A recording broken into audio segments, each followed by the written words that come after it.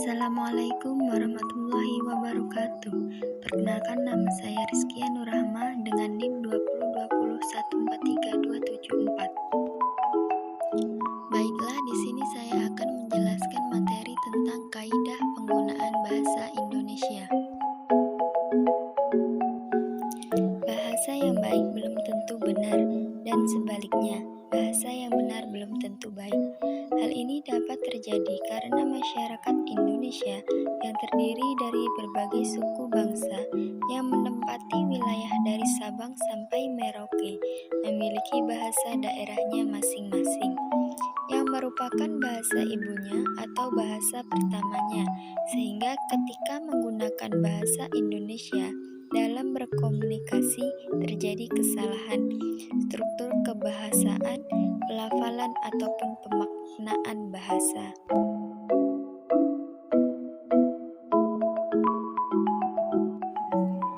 Bahasa yang baik adalah bahasa yang sesuai dengan situasi.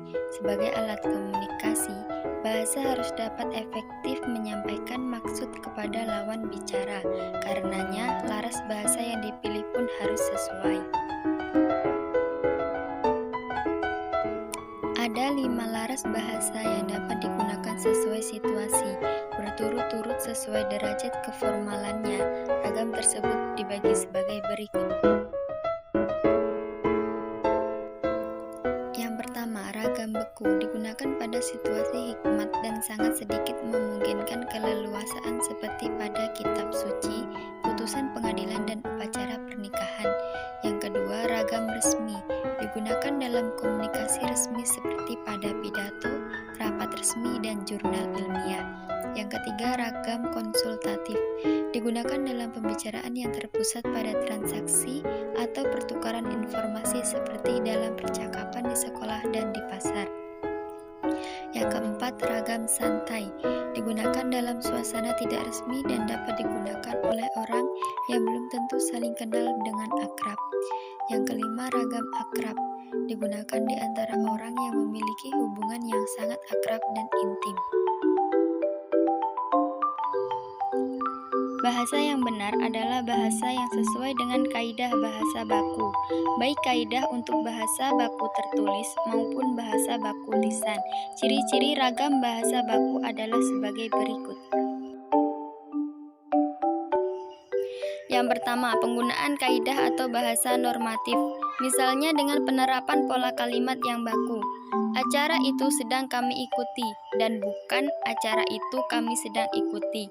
Yang kedua, penggunaan kata-kata baku, misalnya cantik sekali dan bukan cantik banget, uang dan bukan duit, serta tidak mudah dan bukan enggak gampang. Yang ketiga, penggunaan ejaan resmi dalam ragam tulis. Ejaan yang kini berlaku dalam bahasa Indonesia adalah ejaan yang disempurnakan. Bahasa baku harus mengikuti aturan ini. Yang keempat, penggunaan lafal baku dalam ragam lisan. Meskipun hingga saat ini belum ada lafal baku yang sudah ditetapkan, secara umum dapat dikatakan bahwa lafal baku adalah lafal yang bebas dari ciri-ciri lafal dialek setempat atau bahasa daerah. Misalnya, atap dan bukan atap, habis dan bukan abis, serta kalau dan bukan kalau. Yang kelima, penggunaan kalimat secara efektif. Di luar pendapat umum yang mengatakan bahwa bahasa Indonesia itu bertele-tele, bahasa baku sebenarnya mengharuskan komunikasi efektif. Pesan pembicara atau penulis harus diterima oleh pendengar atau pembaca persis sesuai maksud aslinya. Sekian dan terima kasih. Wassalamualaikum warahmatullahi wabarakatuh.